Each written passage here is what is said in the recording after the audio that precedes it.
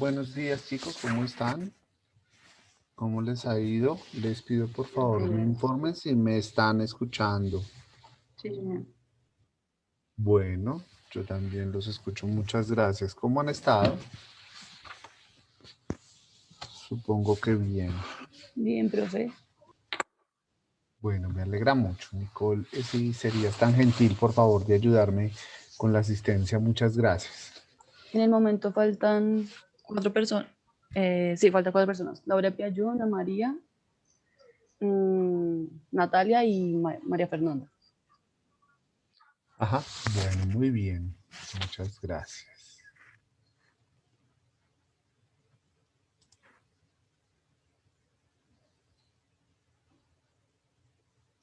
Ayer fue 2, ¿no? Ayer fue un Ayer fue primero, hoy es 2.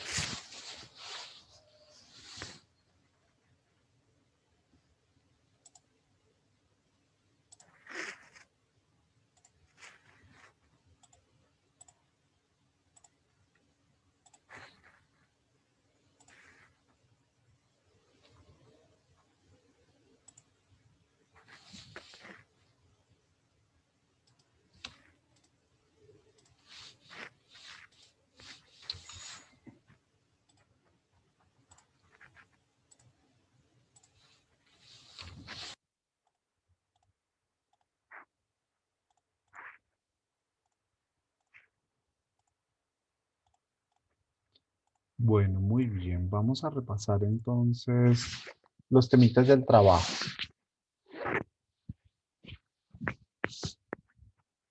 Sharit ya definió de alguna manera el tema de los 7 pecados. Sí, sí, señor, ya tengo como una idea. Listo, perfecto. Nicole sobre el tema de los monumentos. Sí, profe, ya lo estoy trabajando y ya estoy como planteándome cuándo ir a tomar las fotos. Bueno, muy bien. Contenedores, el tema de los contenedores, Natalia. Ya está. Sí, señor. ¿Sí? Definitivamente contenedores. No, profe. El desperdicio de comida.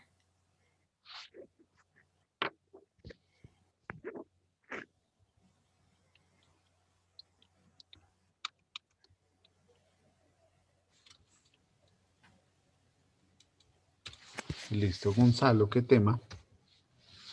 Profe, yo quería como tratar como, es que es como un contraste de estratos que hay por donde yo vivo. ¿Estratos qué? ¿Sociales? Sí, señor. ¿Socioeconómicos? Sí, señor. ¿Cómo que quieres retratar sobre ese tema? Es que, ¿cómo le explico? Lo que pasa es que por donde yo salgo, en la parte de arriba de la calle son unas casas quintas muy grandes, muy bonitas, o sea, se nota que son muy caras de ese lado. Y del otro lado son calles de ladrillo, son casas de ladrillo normales con vallas de esas que ponen en metal. Igual, más allácito es lo mismo, o sea,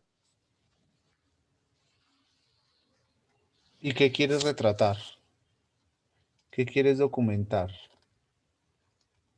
acá las casas son como un estrato 6 por mucho, por un Ujú. poquito.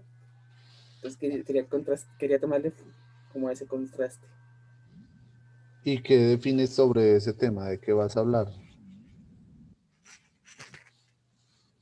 Es que es como un contraste socio, eso sí sería como de, es como, o sea, O sea, ¿quieres notar, hacer notar las diferencias entre unos y otros de manera vista desde la clase, el clasismo? algo así, sí, señor. ¿Sí?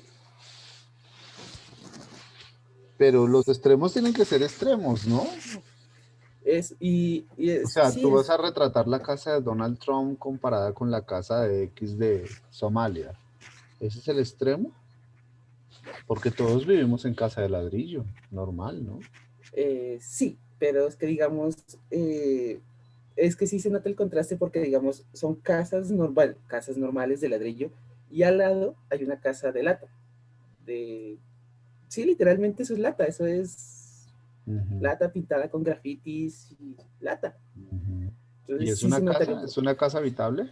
Sí, señor, ¿Y ese ahí es el adentro único ejemplo que tienes o tienes otros ejemplos? no hay más ejemplos. Ah, entonces, ¿cómo lo pongo al trabajo? Sí, es que ese clasismo no me gusta. Diferencia de clases sociales.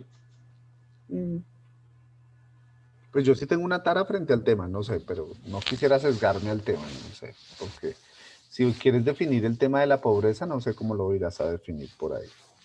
Pobreza, riqueza, no sé. No, está bien, yo no le veo no le veo problema al trabajo. Lo que pasa es que no puede caer como en el sesgo de que es pobre el que vive en una casa de latas y es rico el que vive en una casa quinta. Que esa es la percepción, miren la percepción. Hoy me lo estoy imaginando acá. Me estoy imaginando la casa de latas pintada llena de grafitis y con el escudo de Millonarios afuera. Y la casa, pues una casa chévere, con una vista espectacular ahí al lado, grande. Y entonces, ¿qué tal que muy seguramente el de lata sea de lo más feliz como vive y el de allá con esa otra casa, pues no sea tan feliz y tenga problemas? Ahora miremos también el tema de la riqueza. ¿Qué tal que el que tenga tremenda casa sea sobre asuntos ilegales y el de la casa de latas pues sea del trabajo diario de estar vigilando un conjunto residencial o cuidando un parqueadero? ¿Qué mensaje nos va a dar Gonzalo a través de esa fotografía? ¿Cuál será la percepción que debe tener o la interpretación que le debe dar el observador a esa fotografía?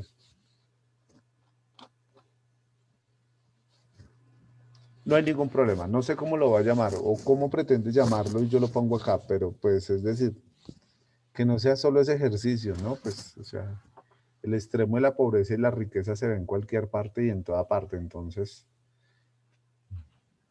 Por ejemplo, no sé si Gonzalo me quiera tomar, pero digamos un tema, digamos, de las apariencias.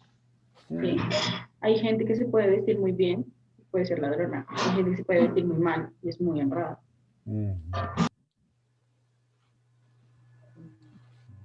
Sí, o sea, retrata las apariencias, ¿cómo son las apariencias? Yo retrataría las apariencias, ven, te lo pongo en donde te lo voy a poner exactamente. Las apariencias las retrataría en la fila de la gente que está al costo tratando de sacar la tarjeta al costo. Para mí esas serían unas apariencias, porque o sea, quiero consumir donde no puedo consumir, en donde me voy a ahorcar más. Las apariencias, ¿dónde la veo? ¿Dónde más veo las apariencias? Especialmente en el capital, ¿no? En las salidas a los centros comerciales. Las veo yo. En San Andresito. Sí, muy bien, Gonzalo, nos pusiste a reflexionar. A ver, entonces. Estoy pensando en por dónde más enfocarme. No cambie el tema. Nosotros no lo estamos persuadiendo para que cambie el tema. Lo estamos analizando acompañándolo en su análisis que quiere hacer para que la foto no resulte ser la foto típica de ir a disparar. Ayer Brian decía, no me quiero ir a tomar una foto con ir a disparar allá a ti. Ya está la foto. También hay que mirar la relación que tiene el fotógrafo con el fotografiado. Ya lo hemos visto. ¿Sí? ¿Sabes cómo te funciona ese tipo de fotografías, Gonzalo? Si utilizas la técnica de la dualidad. ¿Se acuerdan de la dualidad? ¿Se acuerdan de la contradicción en la fotografía? ¿Se acuerdan de las monjas y de los soldados? Ajá, así funciona. O sea, tienes la foto de la tremenda casa y al lado la foto de latas y parodi. ¿Sí? Entonces, ahí cobra sentido. Ahí cobra sentido. O lo que no representa, son dos objetos diferentes que representan una misma realidad, ¿no? La vida. Lo que nos enseñó el video del profesor Julián Rodríguez, Tech. Sí, a un lado están las hojas, al otro lado están las lanchas. Una lancha. No sé, esa podría funcionar. La dualidad funcionaría, ¿no? Quedaría bien chévere, bien bonita. Consiga 10 fotos en donde encuentre una super casa y una casa humilde. Si lo hace, no tiene 5, sino 10. Y todas distintas, ¿no? No pueden ser las mismas casas. Sí, tengo, profe. Ashley, tatuajes. Sí, profe, con eso me quedo. Ajá, pero ¿qué? ¿Es el tema del cuerpo o el tema de los tatuajes? No, el de los tatuajes. Sí, pero para llegar a los tatuajes, ¿qué quieres decir? Pues quiero como contar la historia de esos tatuajes. Los tatuajes que voy a fotografiar, contar una mini historia. Y no sé, con lo que estaba diciendo, quería también hacer una, ay, se me olvidó cómo se dice eso. O sea, una comparación de una persona llena de tatuajes a una persona sin uno. Apariencias. Bueno, pero hay otra cosa bien interesante con los tatuajes, ¿no? Y es cómo llega a convertirse el cuerpo en un lugar de representación, que es lo que vamos a hablar hoy sobre la representación del tatuaje. No es lo que representa en sí el valor sentimental del tatuaje, sino la grafía que hay dentro del tatuaje. O sea, el dibujo, la mandala, yo he visto, no sé, dragones, serpientes, tigres, leones, panteras, lunas, corazones, flechas, toda esa simbología que encierra el tatuaje y que tiene un telar o que tiene una hoja en donde se escribe, que es el cuerpo, ¿no? Entonces, cómo el cuerpo se convierte en una representación de algo, en este caso puede ser un tigre, y qué es lo que representa un tigre para esa persona, puesto acá en el pecho, en el hombro, en la cabeza, donde sea. Hoy, bueno, veníamos esta mañana para acá, para la oficina, y hay un señor, un vigilante. Él es calvo, obviamente, totalmente calvo. Tengo el orgullo de decirle que es calvo porque pues obviamente yo soy calvo, pero él es totalmente rapado, calvo. Y acá en la parte de atrás él tiene el símbolo del código de barras tatuado acá.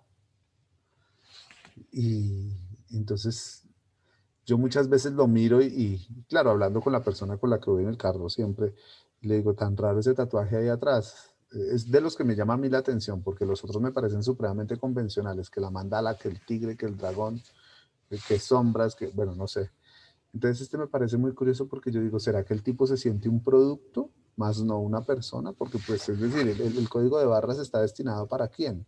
Para marcar productos, ¿no? ¿Sí? Como para dejar la huella sentada en qué es lo que significa, qué es lo que retrata como la trascendencia de un código de barras, ¿no? Y me parece que es la marca del producto como tal, yo lo relaciono como un producto. Y digo yo, ¿será que el man se siente producto o qué? Eh, cuando lo veo yo ahí mismo me adelanto un poco a otros años más adelante y hay una película que se llama eh, Reporte Minoritario, no sé, Minority Report, y pues están esas marcas y esas huellas en las personas. Y hay otra con Justin Timberlake que se llama El precio del tiempo, creo. Entonces sale como uno adquiere tiempo por uno y por el otro. Entonces me parece verlo a él reflejado en esas cosas. Y pues bueno, ahí hay una marca y una huella muy particular sobre el tatuaje, ¿no? Entonces quisiera, Ashley, y digo quisiera, excúsame por favor, es que pensaras en la representación que tiene el cuerpo que se utiliza como medio para poder escribir un tatuaje, ¿no? Cualquiera que sea. ¿Sí? No es lo que representa el tatuaje, sino el valor que tiene ese tatuaje en el cuerpo, en el telar, es en la hoja en blanco que es el cuerpo y por qué lo escribe. O sea, las razones por las cuales el tema del tatuaje, ahí es donde viene la etnografía, Ashley. Las razones de los tatuajes en años anteriores, yo recuerdo, yo soy viejito, pero no tan viejito, 42 años. Y yo estoy seguro que hace 20 años el tatuaje no era la moda. Perdónenme que utilice la expresión de la moda. el tatuaje no era la moda. Además era un asunto que estaba relacionado como con maltratar el cuerpo. Esto solo se veía, por lo menos en Latinoamérica, en los maras. No sé si ustedes han escuchado los maras en Honduras y El Salvador, en Nicaragua. Entonces viene de una trascendencia o de un significado muy particular de los maras. Los maras tienen una representación sobre el tatuaje, y no es el tatuaje solo en el cuerpo, sino en la cara, ¿no? En el rostro. Acá, por ejemplo, una persona se llega a hacer un tatuaje, que las hay, obviamente, en el rostro, y uno hay veces piensa y dice, wow, esa persona uno no la puede poner en una oficina de atención al ciudadano porque pues nadie se le arrima, porque está muy relacionada precisamente con la criminalidad. Entonces, la idea es que a través de ese documental visual o la etnografía visual que tú pretendes hacer sobre los tatuajes, es rumiar un poco, inmiscuirse un poco, no en el asunto particular de, venga, déjeme tomar el tatuaje que tienes en la nalga. No, sobre la persona, sino más bien es tomar la fotografía, claro, de ese tatuaje, que puede ser en cualquier parte sin ningún problema, pero de dónde proviene no ese gusto personal, sino la trascendencia social que tiene el tatuaje en la cotidianidad o en la vida, ¿no? Porque pues las historias particulares del tatuaje son muchas, y tú puedes ir a tomar fotografías de aquí en adelante de muchísimos cuerpos que están llenos de tatuajes, pero estoy seguro que la persona que se quiso que se quiso poner todos esos tatuajes de aquí para abajo en todo el cuerpo, tiene una trascendencia no solo particular, sino también social. Es decir, no es el hecho de que yo fui a descubrir el tatuaje, sino que el tatuaje me descubrió a mí para yo podérmelo hacer. Entonces, ¿qué fue lo que sucedió en esa simbiosis o en esa correlación entre el tatuaje y la persona que se lo manda a hacer?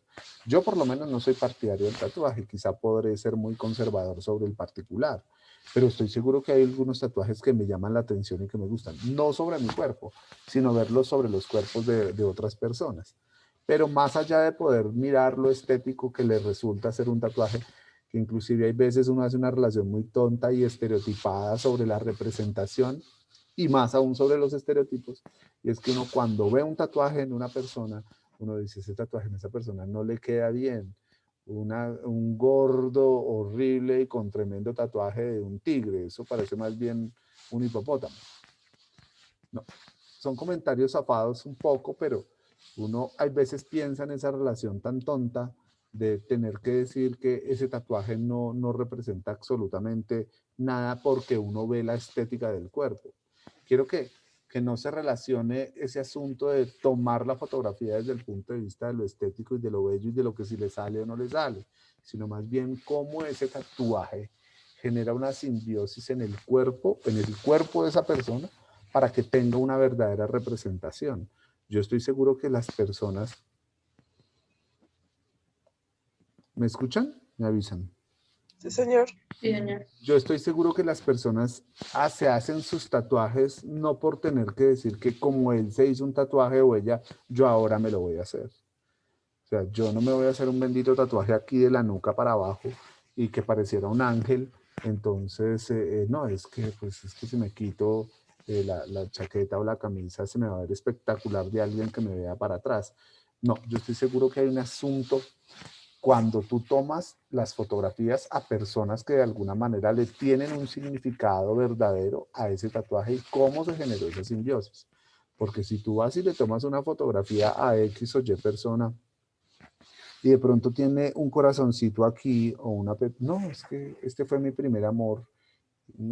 ¿Y qué pasó con su primer amor? ¿Sigue amándolo? No, eso ya quedó en el pasado.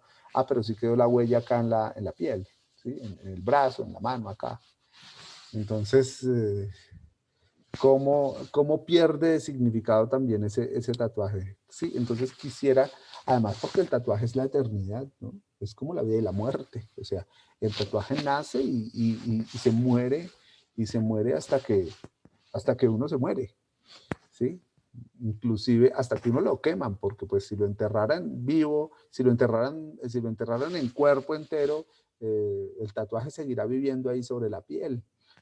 hasta que los gusanos se coman esa piel, pero es decir, pensaría yo que el tatuaje en esas circunstancias debería de significar, y pienso yo que es la relación simbiótica que existe entre la persona que se manda a hacer el tatuaje conscientemente, y que no, yo no quiero decir que todo el mundo que se haga un corazoncito en la mano o en la pierna o al lado del corazón o donde sea, no sea consciente de que lo haga. Aún más, esas personas son más conscientes que se hacen esos tatuajes, sino que quiero decir que hay personas que son muy conscientes de la relación que tienen con el tatuaje, ¿no? Y que pues de alguna manera puede representar algo, ¿no? Una persona que quiere llenarse de tatuajes es porque quiere representar algo sobre esta tierra y sobre este mundo. Y que hay veces resulta ser bastante cruel mirar los tatuajes, ¿no? Uno dice, pero a ver, un tatuaje, por ejemplo, en la cara, y los maras, por ejemplo, lo hacen. Hay culturas indígenas que también lo hacían. Entonces, no hay una razón pues válida para poder significar los cuerpos en el sentido de que cuál es la razón de ser de lo bueno y cuál es la razón de lo no bueno, de lo malo. Cuál es la razón de la estética y cuál es no. Entonces, pues muy seguramente para los maras el estar rapado y con tatuajes por toda parte, con unas figuras raras, muy seguramente para ellos tienen un significado muy particular. Y que hay sendos estudios sobre el tema de los maras, una cantidad. Pero bueno, entonces hagámoslo acá en el contexto colombiano para mirar por qué la gente se hace tatuajes en la cabeza, en la cara o no sé en dónde, y qué sentido tiene con la relación territorial, por ejemplo. Entonces, es eso lo que quisiera ver un poco de las fotografías del tatuaje, de mirar un poco la relación entre la persona que se lo hace y no es el gusto, sino más bien lo que quiere trascender en su significado social. Porque pues el cuerpo o el medio por el cual donde se transmite el mensaje es el cuerpo y es él o ella, ¿no? Y lo otro es que hay el lugar de la exhibición del tatuaje, ¿no?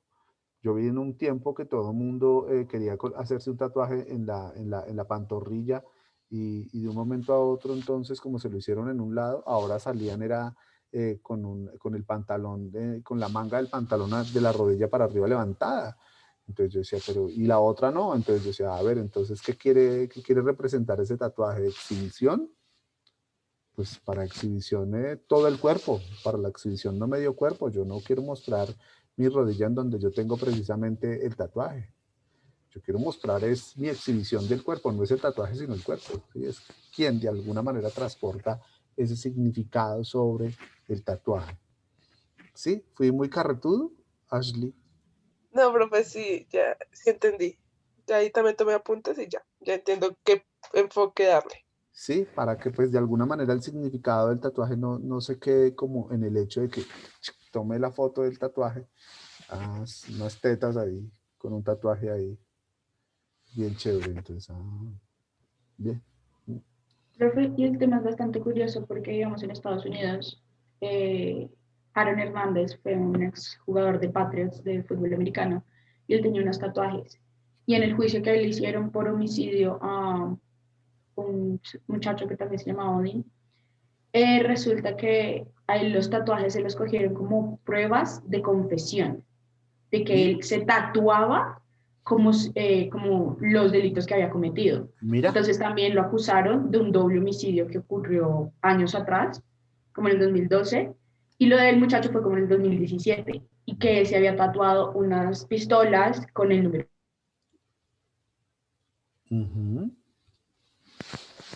Pues no sé si ves en este ejemplo lo que está contando Fernanda, la significación y la De balas, trascendencia. que eran como las confesiones que él había hecho, pero a partir de tatuajes.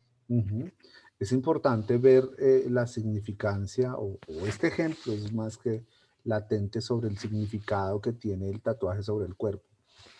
Si de pronto revisas un poco el tema de los maras y cómo funciona el tatuaje en los maras, aunque sé que es lo negativo, puedes hallar alguna cosa, ¿no? Nueva York no, Estados Unidos de pronto no tiene la trascendencia del tatuaje, pero sí el graffiti, ¿no? En las calles, Nueva York, Bogotá.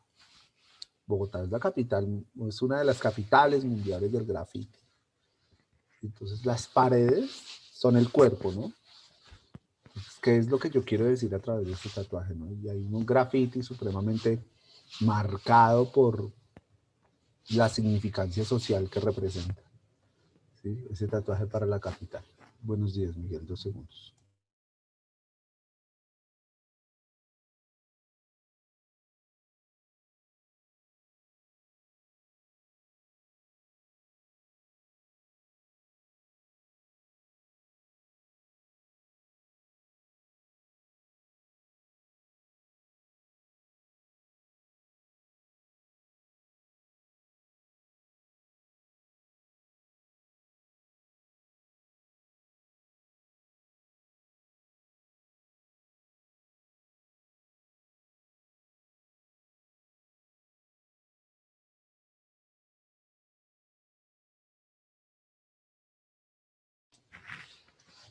Bueno, muy bien. Entonces, creo que ese es un muy buen ejemplo de lo que cuenta Fernanda. Aquí son las ideas y los diálogos de todos, ¿no? Aquí tratemos es como de enfocar y de ayudar a enfocar los temas de los compañeros. Y bueno, Gonzalo da una muy buena idea porque nos inquieta y nos llama la atención. Yo trato es como de imaginarme las fotografías como para decir si tienen sentido o no tienen sentido. Pero no es el sentido mío, es el sentido de ustedes, ¿no? Yo simplemente quiero pararme en el lugar del observador porque eso es lo que yo voy a hacer, sin duda alguna, ¿no? Y me voy a dedicar es simplemente a mirar un poco la técnica al momento de encontrar estos resultados que ustedes hayan hecho a partir de la fotografía. Pero el significado obviamente lo dan es ustedes, lo dan es ustedes. Que yo tenga una interpretación como observador, eso es irrelevante para el ejercicio de la fotografía que ustedes quieran tomar. El camino acá que queremos darle entre todos es ideas que de alguna manera puedan tener un poco de sentido al momento de hacer la fotografía. Porque detrás del espejo de la fotografía pues está el hecho de la etnografía, ¿no? Entonces hay que darle aún mayor significado a la fotografía. Que tampoco se escapa a la fotografía periodística, que ya lo vimos, ¿no? Esas significaciones tampoco se escapan a eso. Brian, espero que con esta carreta, Ashley, no te hayamos agobiado, por favor. Lo mismo a Gonzalo. No, profe, me dio una pregunta y quiero preguntar, o sea, prácticamente acá en el trabajo tengo que jugar un poco es con las fotos y el texto, ¿sí? O sea, como para darle un significado. Sí, claro, claro. Recoger un poco los significados de esos tatuajes en las personas. No que se conviertan en una historia de vida, ¿no? Particularmente sobre el tatuaje, no. Entonces, no es que yo me hice la cobra aquí en el hombro y entonces que tengo la cobra acá porque me siento poderoso y cuando salgo me la quito y entonces me da más poder. Y soy un trabajador de obra y de construcción y cargo cemento todo el día y cuando me quito la camiseta, la cobra sale acá y comienzo yo a cargar más rápido el cemento. No, esos no son los significados ni las representaciones que queremos.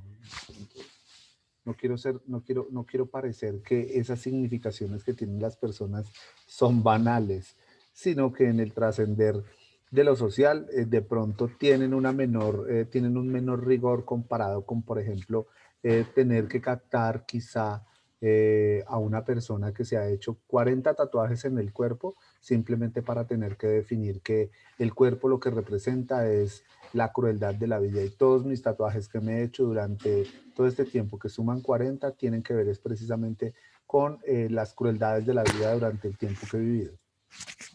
Es diferente el significado. ¿Sí? Entonces, Listo, profe. es eso. Y toda historia y todo tatuaje estoy seguro que esconde una historia. No la historia de que, ay, es que este me pareció bellísimo y esta mandala, mejor dicho.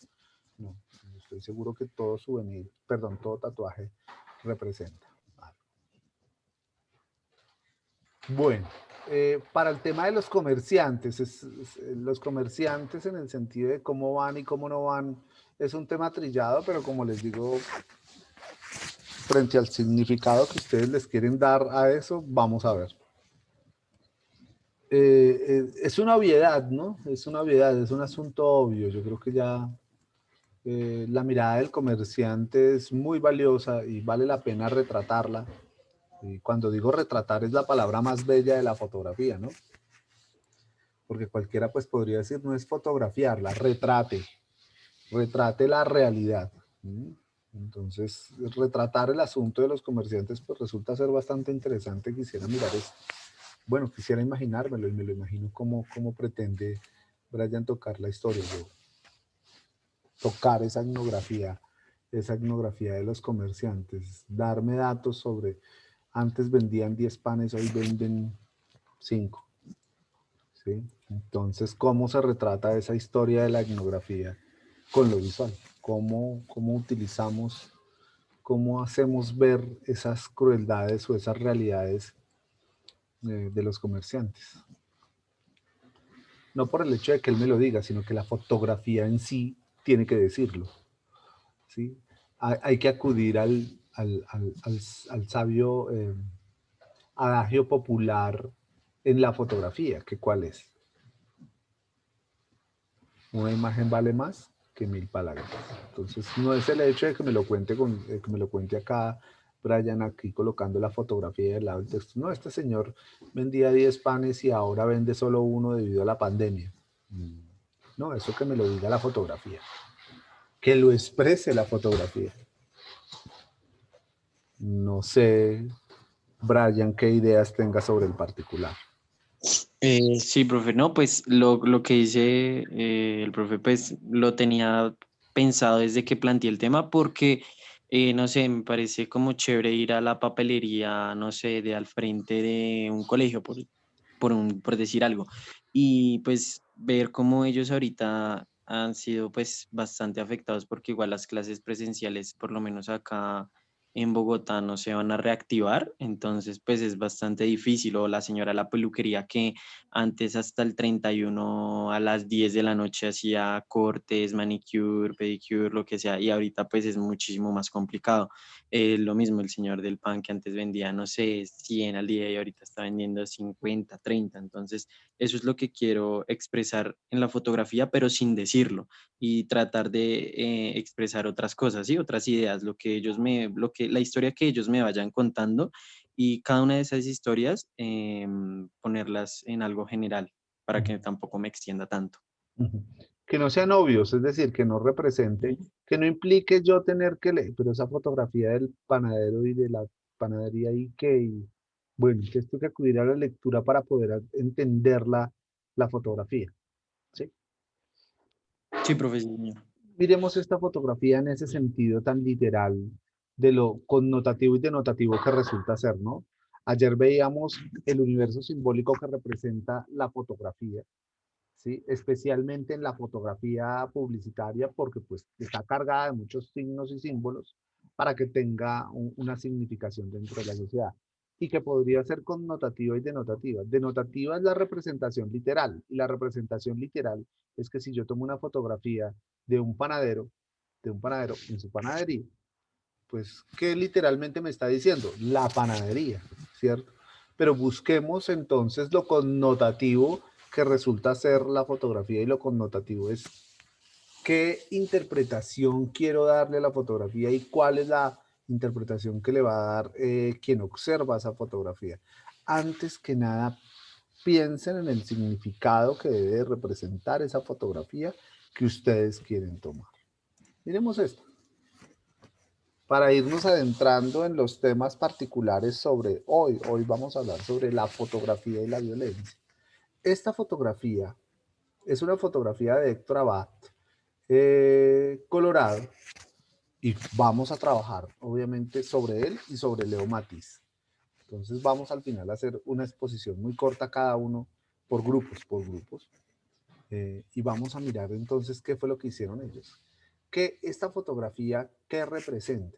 ¿Cómo la llamaría usted para que de alguna manera no esté relacionada con un tema, sí, con la violencia sí, en sí, pero busquemos la posición de la niña frente al otro lado de la violencia? ¿Qué es lo que está viendo la niña? Parémonos en el lado de la niña que está mirando sobre ese vidrio, ¿no? Y sobre ese vidrio roto que es particularmente de un roto producido por algo, por una bala. No es un roto cualquiera, no es un roto de una piedra, sino el roto de una bala. Entonces, ¿a qué nombre le pondríamos a esa fotografía? ¿O cuál es el lugar de la niña ahí en la realidad de la violencia colombiana? Viendo a través de la violencia. Viendo, ahí hay un asunto. ¿Qué otro? ¿Sí? Entonces, si ustedes se paran allá, en el lugar de la niña, pues esta fotografía representó en un documental lo que se llamó El Testigo, ¿sí? Y la niña resulta ser el testigo de la violencia. Mire que no necesitamos al panadero y a la panadería para representar literalmente que es una panadería, sino que hay otra representación social que se esconde ahí detrás. Esta fotografía representa lo que es la niña, ¿no? La niña que viene siendo. La niña no está siendo marcada por la violencia como un actor directo de la violencia, sino que está detrás de un vidrio que se convierte en testigo de la violencia.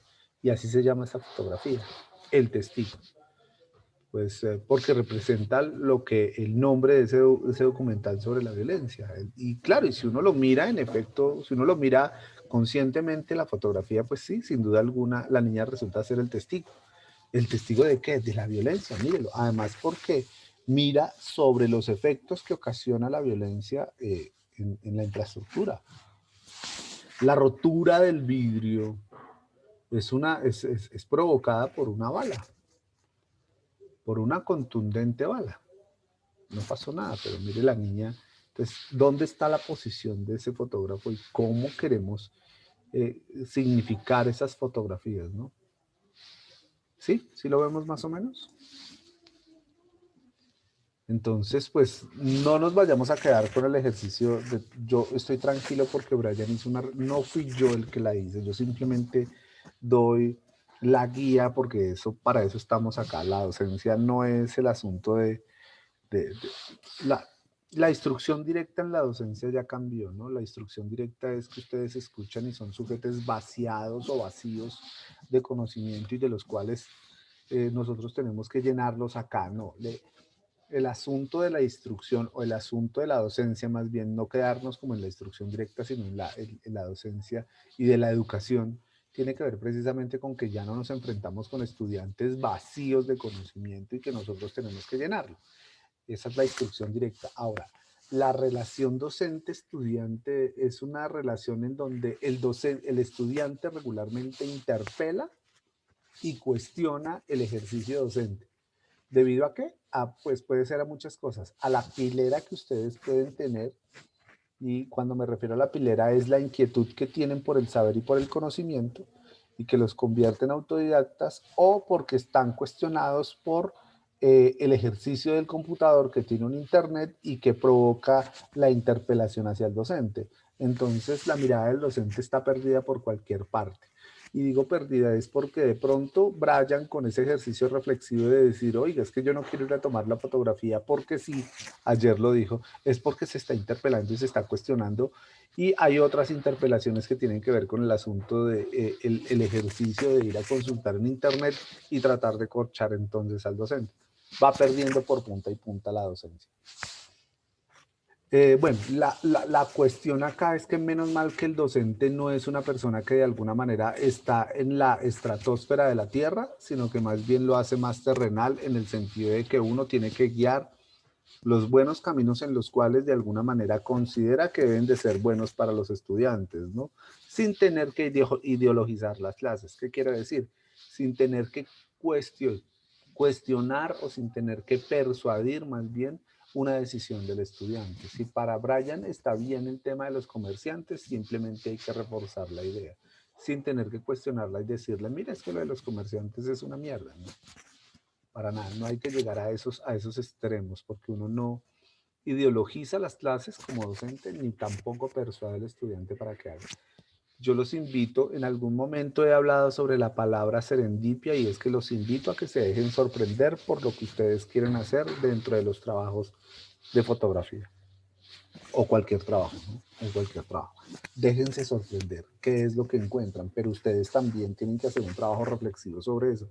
Y el trabajo reflexivo es el trabajo consciente de la fotografía o el trabajo consciente de la academia, de la carrera en sí. ¿Sí? Muy bien, historias de vida. ¿Cuáles son las historias de vida de personas, no, María Fernanda? ¿María Fernanda está o no está? ¿Qué dice la monitora? Yo la escucho, yo la veo, pero no. Sí, sí, profe, sí está. Historias de vida, María Fernanda. ¿Nos explica un poco? Vendedores. Bueno, vamos a mirar la contracara. Creo que Brian va a contar la formalidad, es decir, el asunto de lo, pongámoslo entre paréntesis, legal, ¿no? Entre el asunto de estar los comerciantes pagando impuestos, bueno, y un asunto de esas cosas, pero no nos vamos a quedar en el asunto de la legalidad y la ilegalidad, sino el ejercicio de tener que subsistir, que ahí es donde tiene mayor sentido la fotografía, la subsistencia, ya sea desde el puesto en donde yo pago un impuesto y pago arriendo, o ya sea donde estoy parado debajo de un poste, aguantando sol y frío, tratando de vender tintos. Lice. Sí, profe, pues la verdad yo estuve mirando y pues es que estaba mirando acerca de información del tema, vi unas estadísticas de DNE en la que hablaban acerca de la cantidad de trabajadores informales que hay en el país y todo este tipo de cosas para entender la realidad y poder retratarla de una manera mucho más objetiva. Y Pues digamos que vi que en el año pasado, entre el mes de septiembre y el mes de noviembre, pues vieron que el trabajo informal se ha visto como un poco más, ¿cómo se dice? Bueno, ha crecido más el trabajo informal, esto pues debido a la pandemia, entonces quizás si bien no me quiero ir por el lado de no sé, los trabajadores informales en medio de la pandemia, sí quiero como dejar ver un poco la situación en la que se encuentran ahora, ¿no? Y pues que obviamente esto ha interferido de una u otra forma en lo que es como forma de subsistir. Ya pues estuve pensando en un sector en el cual pues ir para poder retratar y pues ya tengo claro que digamos mis fotografías las quiero, yo soy fan del blanco y negro y las quiero hacer en blanco y negro para darle un poco más a lo que vaya a contar a través de ellas. ¿cómo nos cuentas esa historia? O sea, sí, el ejercicio de cada uno de ustedes, cada uno es tratar de que las palabras sean, que no estén subordinadas a la imagen, ¿sí? Pero que yo no tenga que dedicarme al tener que leer para poder entender la fotografía, ¿sí? La pregunta es, ¿cómo explicarle a un ciego? ¿Se acuerdan del video del profesor Julián Rodríguez? ¿Cómo explicarle a un ciego esas imágenes? Entonces, des en cuenta que el observador, que quien observa la fotografía, es ciego. Entonces, como nosotros somos ciegos, ¿cómo le hacemos entender esa fotografía a esas personas que están viendo esa fotografía? ¿Sí? ¿Cómo yo retrato que antes de la pandemia ese vendedor ambulante vendía una cantidad de cosas y ahora no vende nada? O vende poco. ¿Sí? Para que no se quede como con el ejercicio de tomar la fotografía del vendedor. ¿Sí? Bueno, y le pongo blanco y negro para que dé mayor expresividad la fotografía. Y tenga que acudir obviamente al texto para poderla leer. Para poderla entender. Me refiero a leer la fotografía, ¿sí? Es eso. Vamos a mirar un poco de las frutas. A ver. Pero antes de mirar el ejercicio de las frutas y del tema de Ana María, que no lo tengo, es mirar el de Natalia, que es el tema del desperdicio de la comida. Y el desperdicio de la comida, hay una película muy antigua, bueno, de pronto no es antigua, que se llama, hay cosas muy desagradables, puede ser el plato visto bien servido. ¿Me escuchan? Sí, señor. Y está también el desperdicio de comida, en donde la gente puede sentir cierta incomodidad. Y eso es lo que espero que Natalia logre, la incomodidad. Natalia y todos logren incomodar a la gente cuando toman la fotografía. Estas fotografías son incómodas. Estas fotografías son supremamente incómodas. No es lo mismo que la fotografía publicitaria, en donde hay toda una estética y una elaboración de la fotografía como lo vimos ayer. Pero estas fotografías tienen que interpelar y tienen que poner a dialogar a quien ve la fotografía. Y son supremamente incómodas, demasiado incómodas. Las fotografías del 11 de septiembre son demasiado incómodas. La fotografía de los niños los niños muriendo a las orillas del mar Mediterráneo son demasiado incómodas. Las fotografías de los migrantes en el Mediterráneo atravesando Lampedusa y ahogándose son demasiado incómodas. Las fotografías sobre los migrantes recorriendo las calles colombianas son demasiado incómodas. Tienen que incomodar. Tratar de incomodar con esa fotografía. Porque la incomodidad es el lugar de la no conformidad. Y es el lugar en donde usted reflexiona. ¿Hoy qué fecha es? A partir del 8 de febrero, del 8 de febrero, esto es un mensaje, un aviso parroquial.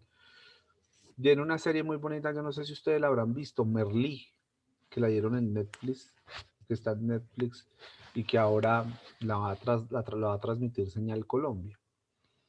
Y es la mirada de un docente supremamente incómodo, un docente de filosofía. Es buenísima la serie, es muy buena. La van a dar en Señal Colombia a partir del 8 de febrero a las 8 de la noche. Tiene tres temporadas. Y hay una cosa muy bonita que la historia es, o la serie trata de que es un profesor de filosofía que obviamente dicta clase en un colegio de estudiantes. Es una serie catalana, española. Y él todos los días trae un filósofo y lo explica y de una manera supremamente interesante y cómo la historia se envuelve en las situaciones cotidianas de los pelados. Hay sendas historias. Es muy bueno porque refleja precisamente el conocimiento del cual uno quisiera saber y que muy seguramente no es un conocimiento que está dado desde lo científico. Si es desde lo científico, si no pareciera que fuera desde ayer, ¿no? Ese conocimiento es del pasado y cómo se refleja, ¿no? Y él habla de Epicuro, habla de Aristóteles, habla de Sócrates y ese conocimiento de esos grandes filósofos del pasado tienen que ver con la cotidianidad de la vida. Es buenísimo y vale la pena verlo. Entonces, cuando digo yo que tienen que incomodar las fotografías, Merlí en esa serie dice una cosa muy bella, porque inclusive hay videos, él es muy famoso, Merlí, él es muy famoso, y inclusive en YouTube sale las 10 frases de Merlí, o cosas de Merlí, o textos sobre Merlí, o frases de Merlí muy particulares. Y cuando digo que incomoden es porque la fotografía debe incomodar, porque hay una frase muy bonita de Merlí que dice regularmente cuando la gente tiende a opinar sobre algo, a la gente no le gusta que las demás personas opinen. Entonces, preferiblemente mantenerse uno callado. Y ese no es el lugar ese es el lugar de la conformidad, el silencio. El lugar de la inconformidad, obviamente, es el poder hablar y expresar. Entonces, el lugar de la inconformidad de ustedes es que la fotografía que tomen incomode al otro, incomode a quien ve la fotografía. ¿Sí me entienden? Entonces, el desperdicio de la comida puede ser un lugar de incomodidad o de comodidad. De incomodidad, porque verla desperdiciada incomoda. Y de la comodidad, porque es el disfrute y el goce de uno de los pecados capitales, ¿no? Entonces, Natalia tendría que cuestionar eso, cuestionar el lugar del conformismo y cuestionarlo a través de la incomodidad. Todos en sí, todos los que van a tomar esas fotografías, pero el desperdicio de comida sí tiene que incomodar. Incomodar en tiempos en los que en la generación de sus padres, quizá de los míos, pero más de sus padres, el valor de la comida era un valor fundamental. ¿Sí? El valor, no se vaya sin comer. Recuerdo a mi mamá aquí diciéndome, no se vaya sin comer, pilas con la comida, no se vaya a poner a aguantar hambre, compre algo para comer. El valor de la comida fue fundamental para las generaciones pasadas. Y creo que sigue siendo igual, pues por lo menos en mi casa, igual mi mamá, cuando uno no quiere algo, que uno es, ay no, a mí no me gusta eso, dice, ¿cuántos desearían tener ese plato de comida y usted quejándose? Igual, así es, y eso sucede muy seguramente en varias de las casas de nosotros. Pero en esta época de pandemia, no solo miramos el valor de la comida, quizá por lo abundante o por lo escasa que sea. cualquiera de las dos miradas que tenga. Pero vamos a extrañar más aún. Nosotros vamos a ser la generación en la que no solo vamos a extrañar el valor de la comida, sino también extrañar el valor de los abrazos. Porque lo que hizo la pandemia fue distanciarnos. Entonces, antes con comida o sin ella o con poca nos abrazábamos mucho. Ahora, tristemente, podemos ser más racionales y más consecuentes con la comida, pero también con un sentido extraño de los abrazos, porque ya no sentimos los abrazos. Ya la manera de reírnos es con los ojos.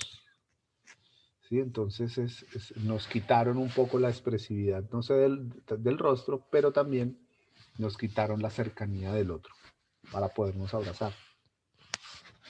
Aún así, yo de vez en cuando a alguien de muy buena confianza y que lo extraño porque hace rato no lo veía o no la veía, lo abrazo a pesar de la pandemia.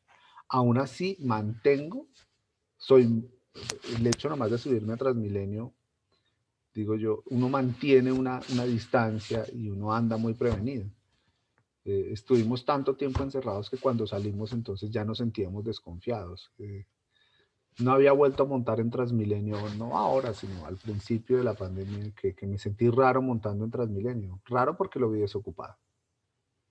Entonces, claro, antes sentía el contacto de alguien aquí afuera, el pavor hacerme al lado de mujeres de baja estatura, de señoras de baja estatura, porque pues a uno de hombre le va muy mal metido ahí, ¿no? Entonces, si uno por accidente y uno no sabe ni qué hacer, ese roce, entonces me pareció extraño verlo desocupado. Extrañé. Entonces, no solo se va a ver ese valor, ese sentimiento, precisamente de la responsabilidad que tiene el asunto de la comida. Natalia, al igual que el agua, que la luz, ¿sí? Son servicios, son necesidades que la gente cuida muchísimo, la comida igual. Entonces también vamos a extrañar los abrazos después. De pronto ahora no lo vamos a sentir, pero muy seguramente más adelante. No quisiera imaginarme los hijos de estas generaciones o de esta generación en donde estos niños van a nacer con una tara muy fuerte y es no se le acerque a nadie, se le va a aprender algo. Entonces el valor de la salud va a ser fundamental sacrificando el tema de los abrazos. Listo, vamos a escuchar entonces a Laura y Ana María, me interesaría tener el tema.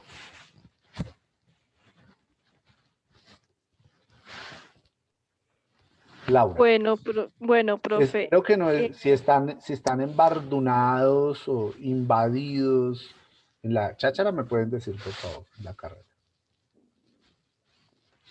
Laura. Bueno, profe, no sé, lo estoy pensando, o sea, ¿con qué voy a incomodar? Porque yo lo estaba mirando desde el punto, bueno, mostrar las fotos y hablar un poco sobre las frutas, cuáles son, qué aportan para nuestro cuerpo y todo, pero no sé, profe, porque tienen que contar una historia también. Sí, pero tú no entiendes, es decir, tú no sientes de alguna manera que el lugar de tomar las fotografías no debe ser el lugar de la conformidad. O sea, yo sí siento que tomar las fotografías es el lugar de la incomodidad. Pues muy chévere es la comodidad, muy chévere, pero no, la incomodidad. Tiene que ser la incomodidad. Entonces es muy bueno que te lo preguntes, Laura. Si con las frutas como incomodo. Sí, profe. Sí, esa es la pregunta, ¿cierto? Con las frutas como incomodo. Porque Sí. todas las frutas es tan rico, tan bueno, tan chévere, pero como incomodo con las frutas. Inclusive ni siquiera mirar la fotografía en el ejercicio de que tú estés en el campo y tienes un palo de guayaba y si la guayaba se cae, miremoslo entonces con la incomodidad de que los animales están comiendo la fruta. Eso no resulta incómodo porque esa es la subsistencia también de los animales. Entonces, ¿cómo incomodo con las frutas? La invitación es a salir del lugar de la conformidad. Sí, Entonces, profe, ¿puedo cambiarla y decirte mañana que... claro que sí, claro que sí. Y Bueno, tú profe. tienes historias por contar, ¿sí? Tú tienes historias, alrededor hay mucha historia por contar. yo quisiera contar un poco el lugar del empleado, si me lo preguntaran a mí, el lugar del empleado, pero ese empleado que utiliza la movilidad, la bicicleta como medio de transporte, ¿no? Y me gustaría retratar un poco la etnografía haciéndole seguimiento a esa persona que tiene que recorrer de norte a sur todos los días para poder llegar a su trabajo. Y diariamente tomarle una fotografía al momento de la llegada de su trabajo luego de recorrer una hora, hora y media en bicicleta. Tan, tan. Hacerle la secuencia diaria. Y contar la historia no de lo dificultoso que resulta ser el asunto de la movilidad, ¿sí? Sino que la bicicleta se convirtió en un elemento, o el medio de transporte de la bicicleta se convirtió en una salvaguarda de la no contaminación por el COVID. O sea, porque la gente ve mayor riesgo en Transmilenio. Sí. Y lo convirtió después en un hábito, montarse en bicicleta. Tanto así que en el 10º día estaré yo más cansado de tomar la fotografía que ese señor o esa señora seguir montando en bicicleta. Entonces, ¿cómo contamos la historia de la movilidad en Bogotá sobre las bicicletas? Contar el tema de la inseguridad, contar aquellos ciclistas que van todos los días con un palo ahí atrás porque de pronto se enfrentan a unos ladrones. Los índices de robo de bicicletas se incrementó, obvio, pero también los índices de compra de las bicicletas también se aumentó. ¿Sí? Es todo eso. Ana María, ¿cuál será el tema? Vale, profe. Pues yo, es que aquí tenía como una duda, porque usted estaba hablando como todo el tiempo de incomodar, y pues yo quería elegir, bueno, no, o sea, básicamente yo elegí como la arquitectura colonial, pero en caso de que el propósito sea incomodar, no sé cómo podría incomodar en este tema, ¿no?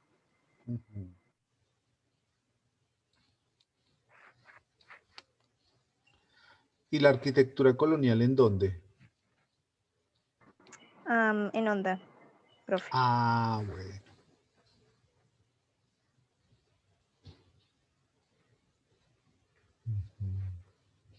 ¿Por un asunto de la conservación?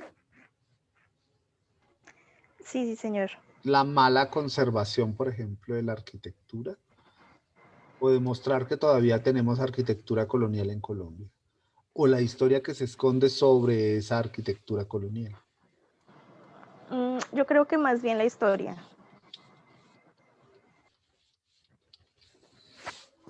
Debe haber una fotografía en donde el hecho de yo tomar la arquitectura colonial, ¿sí? En esa fotografía, quizá haya vivido un personaje muy incómodo, bondadoso, cruel, maloso de la época. Y ahí es donde trasciende la historia de la fotografía, para que no quede como en el asunto de lo estético, ¿no? De lo estético, no, qué belleza de fotografía, qué casa tan hermosa, no, bien conservadita, qué colores tan divinos, qué hay detrás de esa casa, ¿sí me entiendes? ¿Qué hay detrás de todo eso? ¿Qué tal que tú estés tomando la arquitectura colonial sobre varias casas y muy seguramente digas, por aquí pasaron los esclavos criollos, ta, ta, ta, ta, ta? ¿Cambia el significado de la fotografía, Ana María? Sí, señor. Claro, tiene que cambiar, porque yo ya no me quedo con lo bellezo, con la belleza, con la belleza y la estética de la fotografía, sino que me quedo más bien es con lo que significa y representa esa fotografía, porque ahí hubo un momento histórico. Ahí es donde podría estar la incomodidad. ¿Sí?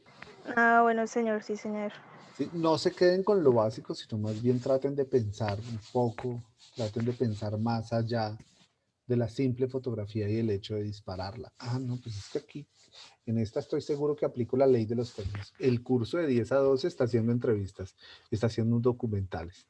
Y chévere porque me gustó una cosa muy interesante. Les dije, pilas, apliquen ustedes un asunto en los planos, porque en los planos ustedes pueden ver la ley de los tercios. No es lo mismo ver una persona en el centro de la pantalla que verla a un lado, como ustedes saben.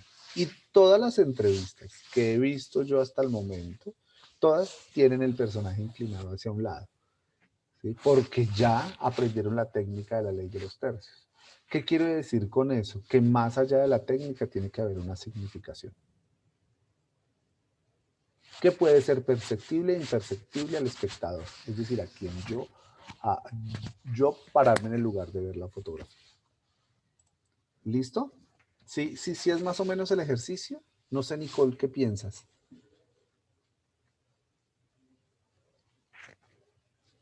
Nicole se fue. Nicole. Parece que sí. Natalia, ¿cómo lo ves tú? Natalia.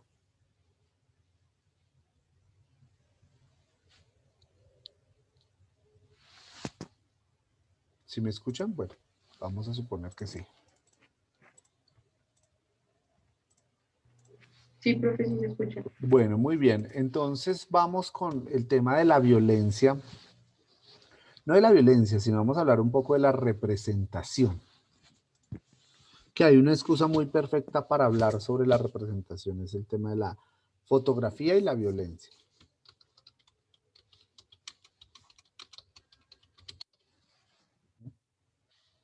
Entonces,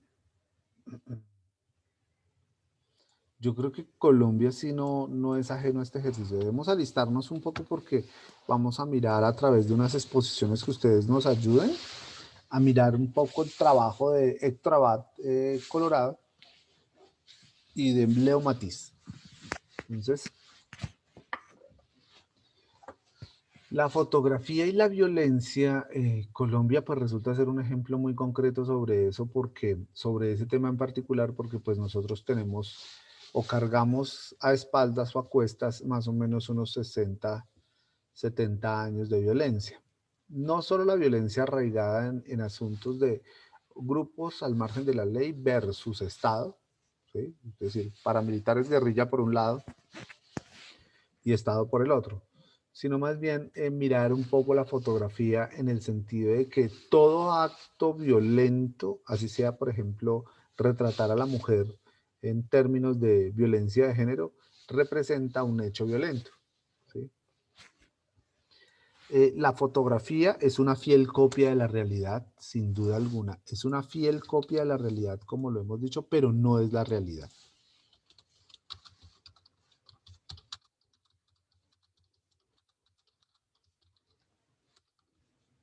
Pero no es la realidad. Lo voy a dejar acá nuevamente claro porque lo hemos visto durante todo el año, durante todo el módulo.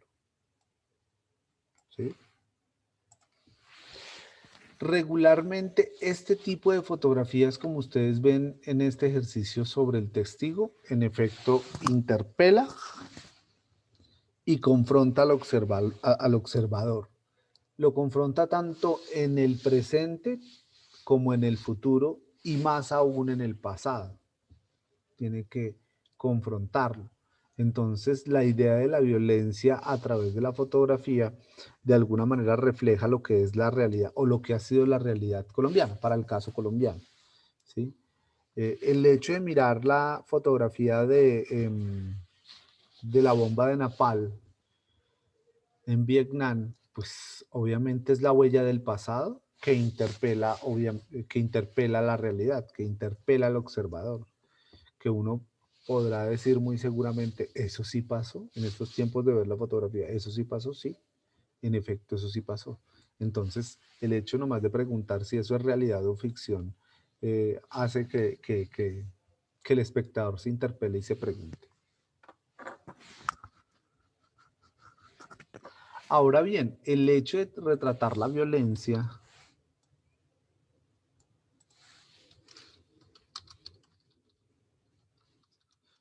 la hace más efectiva, ¿no?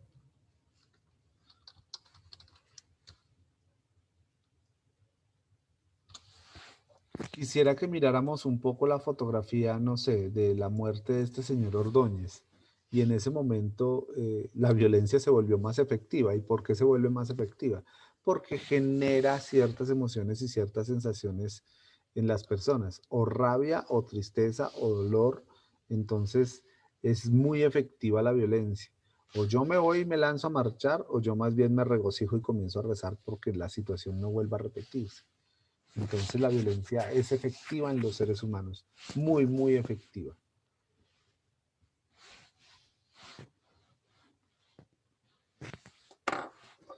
Y al momento de mostrar, por ejemplo, esta fotografía, no sé si ustedes la están viendo, me confirman, por favor.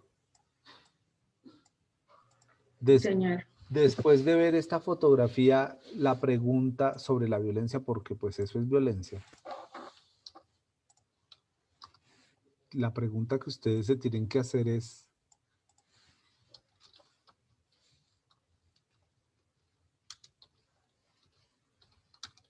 ¿qué decir de esto?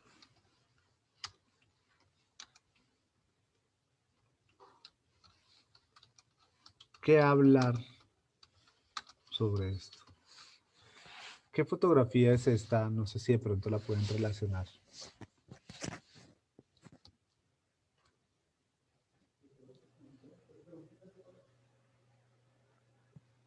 ¿Qué les hace pensar que sea esa fotografía? Tiene que ver con la pandemia, ¿no? Sin duda alguna. Es la primera ola de la pandemia en el mundo. Entonces, Como sacaban a los muertos que ajá. estaban contagiados por COVID. Y eso que esta es una fotografía decente, porque yo alcancé a ver fotografías de Guayaquil, cómo enterraban a la gente en una sola fosa. En Estados Unidos también se vio eso. En Estados Unidos fue también cruel ver esa fotografía. Entonces, después de ver esas fotografías, es la pregunta que debemos hacernos como observadores: ¿qué decir de esto? ¿Qué se puede decir? ¿Qué hablar sobre esto? ¿De qué hablamos? ¿De la muerte? Sí, es evidente, ¿no? Ahí es más que dicha la fotografía. Entonces, detrás de esto, pues obviamente hay un significado fundamental, que es el tema de la representación. Lo que representa la fotografía.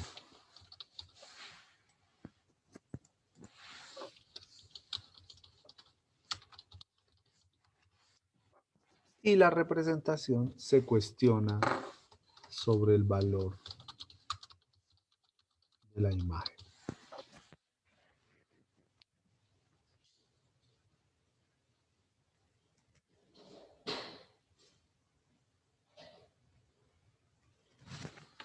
¿Sí?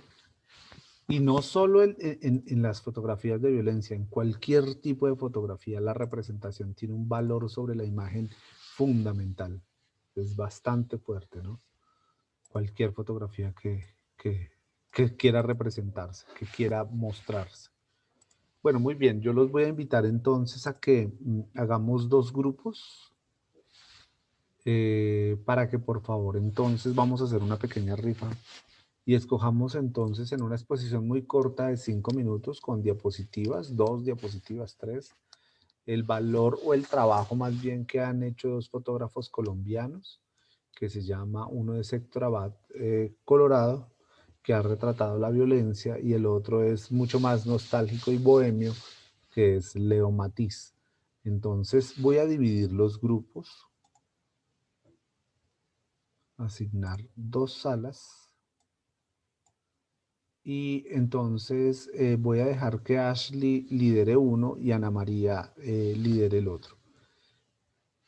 ¿Listo?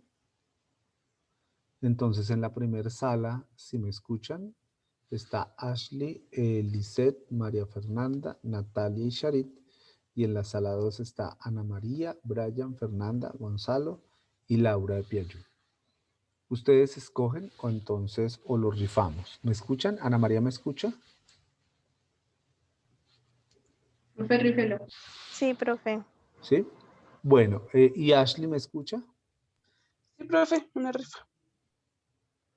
Sí, Ana María me escucha y Charit me escucha. Ashley, perdón. Sí, señor. Listo, entonces Entonces, Leo Abad. El número del 1 al 4. Fernanda. 2. Entonces, el grupo de Ana María, Brian, Fernanda, Gonzalo, Laura Piayú, vamos a hacer una exposición muy corta sobre Héctor Abad Colorado y su trabajo en la fotografía. Héctor Abad Colorado y su trabajo en la fotografía. ¿Listo? Y el otro grupo, Ashley, Lisette, María Fernanda, Natalia y Charit, van a trabajar sobre Leo Matiz y su trabajo. Ese es más romántico, ¿no? Más bohemio el trabajo que ha hecho él, pero dejó un legado importantísimo en la fotografía colombiana. Inclusive porque Leo Matiz es como de esos artistas que hacen patria y gloria fuera del país y que cuando vuelven acá, pues ahí sí son reconocidos. Entonces, tristemente, él hace su trabajo es fuera del país y luego cuando vuelve, cuando se dieron cuenta que su trabajo tenía un valor, ahí sí Colombia dijo, Leo Matiz es importantísimo para nosotros. Pero él ya era famoso mucho tiempo atrás en Nueva York y en Estados Unidos. Además que maduró su técnica y su trabajo de fotografía ya muy viejo, muy viejo. Entonces, Profe, tristemente, qué pena. ¿Que sí, si le puedes dar ingreso a Nicole, por favor? claro, con mucho gusto. Gracias, profe. Sí. Entonces, Leo Matiz, pues, es un referente bien bonito y bien interesante, ¿no? Y tiene dos contraposiciones. Ustedes, al momento de mirar las fotografías de estos dos, van a encontrar dos contraposiciones. Una, la mirada bohemia y romántica de la época anterior de Nueva York y de Colombia, de Estados Unidos, y el otro, pues, la crueldad de la violencia en Colombia, que es bastante fuerte. Nicole, ¿dónde quedó? ¿En qué grupo quedó Nicole? No dijiste, profe. Es que no la veo.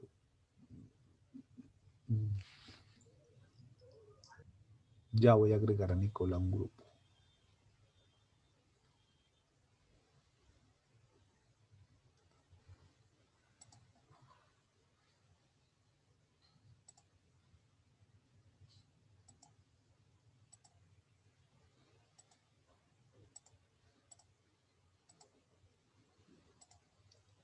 Por favor, me repiten la conformación de los grupos.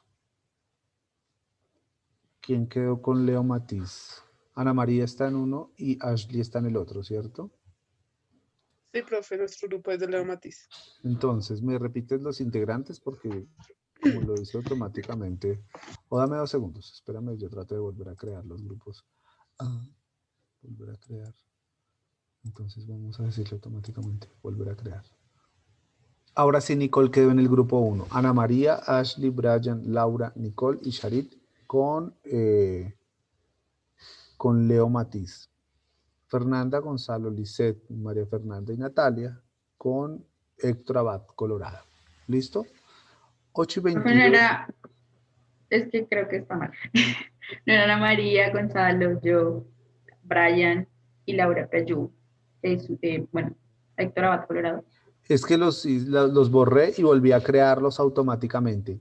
Entonces creo que me cambió ya el Pero, orden. o sea, mi grupo sigue igual con Abad, Colorado. Sí, o sea, Y el de Ashley con... Ah, ok. el grupo, entonces sí quedó todo completamente diferente porque Ana María y Ashley iban liderando cada uno un grupo, pero se cambió por el orden automático que le di acá. Pero no importa dónde queden.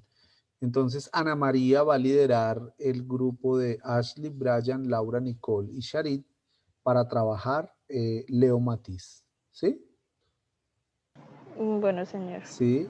Fernanda lidera el segundo grupo con Gonzalo, Lisette, María Fernanda y Natalia y van a trabajar el grupo de Héctor Abad, Colorado. ¿Listo? 8 y 23. Nos vemos a las 8:30. Pueden ingresar, por favor, a las salas.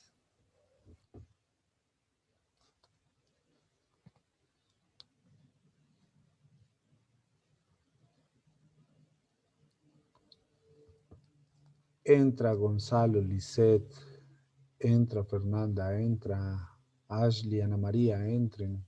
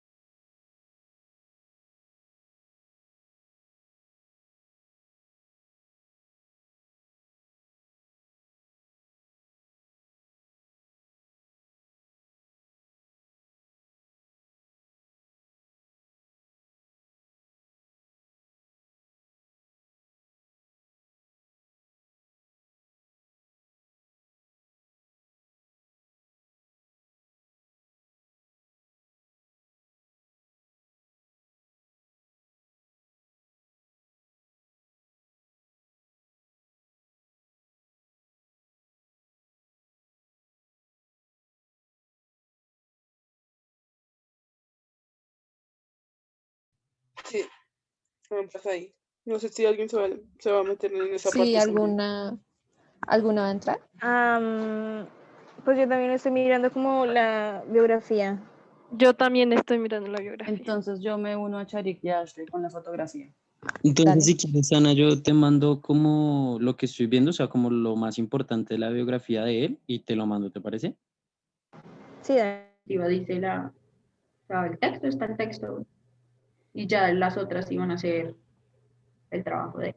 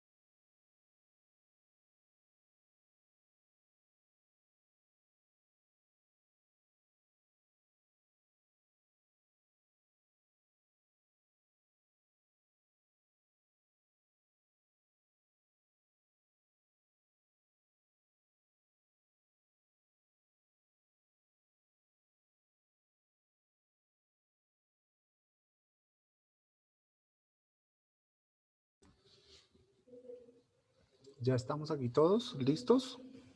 ¿Rifamos entonces? ¿Me escuchan? ¿Me escuchan? ¿Rifamos quién inicia? ¿Qué grupo inicia? Son 2 o 3 diapositivas nomás. Quiero es que miren un poco el ejercicio fotográfico de cada uno de ellos, ¿no? Y cómo se dio su fotografía. Entonces, del 1 al 4, Gonzalo, un número. Gonzalo. 3, profe. El 3, Leo Matiz, el grupo de Leo Matiz. Comencemos entonces. Ya les doy la opción de presentar las diapositivas. ¿Tú estás en qué grupo, Gonzalo? En el de Jesús Abad. Listo, empecemos con Leo Matiz. ¿Se tiene abajo leche? No, ya acabé de tomar un chocolatico, gracias. Ah, bueno, señor. Profe, qué pena, ¿me puedes dar un minuto, por favor? Claro, con mucho gusto, sí señora. Me avisan si también está listo el de Abad. ¿O les hace falta? Yo creo que hace falta para ambos, profe. Para Sí, sí, Un señor. poquito de Sí, tiempo. falta un poquitico. ¿Listo? Ya, un momento.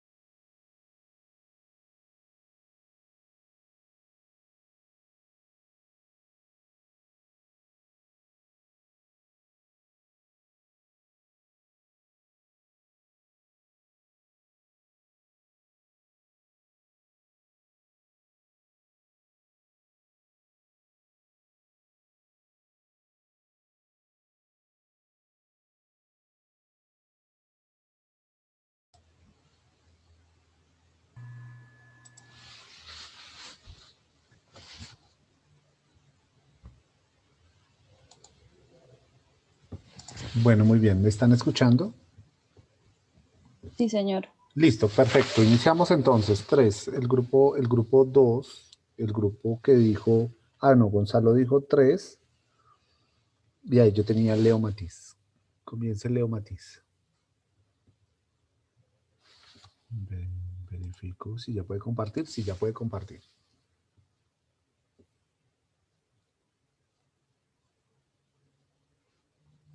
Sí, los escucho.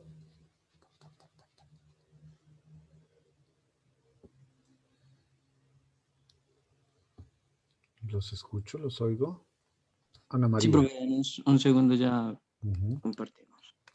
Si creen que, tranquilos, conmigo pueden decirme si creen que no alcanzaron, no hay ningún problema.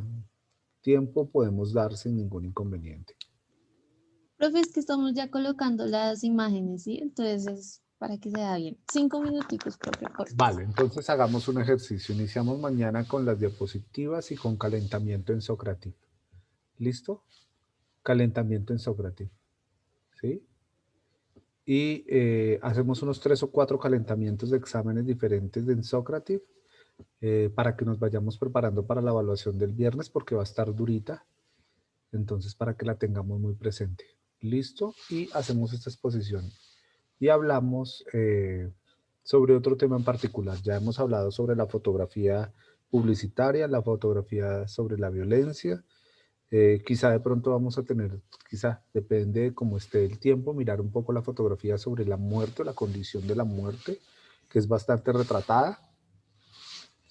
Si no, pues entonces hablamos un poco sobre la paradoja de la imagen o alguna cosa así. ¿Listo? ¿Les parece? Sí, señor. ¿Están totalmente de acuerdo? La presentación de mañana no se va a demorar más de 3 minutos por grupo. Va a ser muy ejecutiva. ¿Les parece? Sí, señor. Bueno, muy bien. Y vayan pensando, por favor, cómo interpelar, cómo molestar e incomodar con los trabajos de fotografía. Muy bien. Bueno, muchísimas gracias por la mañana. Los dejo entonces en este tiempo para que puedan desayunar y descansar.